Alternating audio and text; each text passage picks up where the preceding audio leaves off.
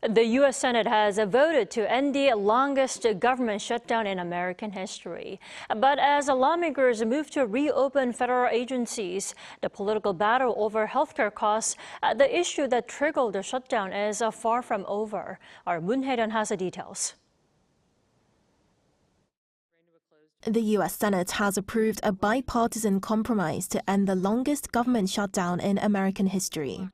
The measure passed Monday night by a vote of 60-40, breaking a weeks-long stalemate that left hundreds of thousands of federal workers without pay, disrupted food aid for millions, and caused widespread air traffic delays. The bill restores funding for federal agencies that have been closed since October 1st and temporarily halts President Donald Trump's effort to downsize the federal workforce, blocking any layoffs until January 30th. It now heads to the Republican-controlled House, where Speaker Mike Johnson said he plans to move quickly. At the very moment that they do that final vote, I will call all House members to return to Washington as quickly as possible. We'll give a 36-hour formal and official notice so that we can vote as soon as possible to pass the amended CR bill and get it to the president's desk. If passed by the House, the bill would then go to President Trump for his signature, allowing government agencies to reopen immediately.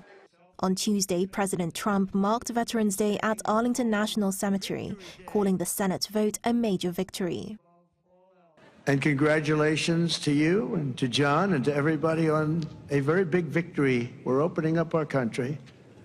Should have never been closed. Should have never been closed. But even as the government reopens, the issue that triggered the shutdown, healthcare costs, is far from resolved.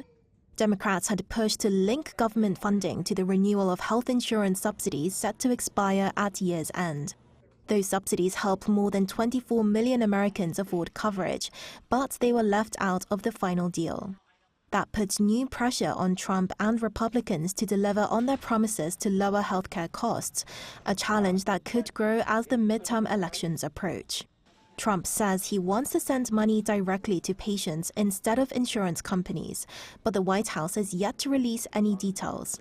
Critics caution that without renewed subsidies, millions could see their premiums rise, and the Congressional Budget Office projects that roughly 2 million Americans may lose their health insurance next year.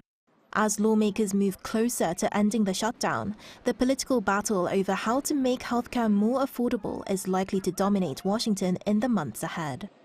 Moon Hye-ryeon, Arirang News.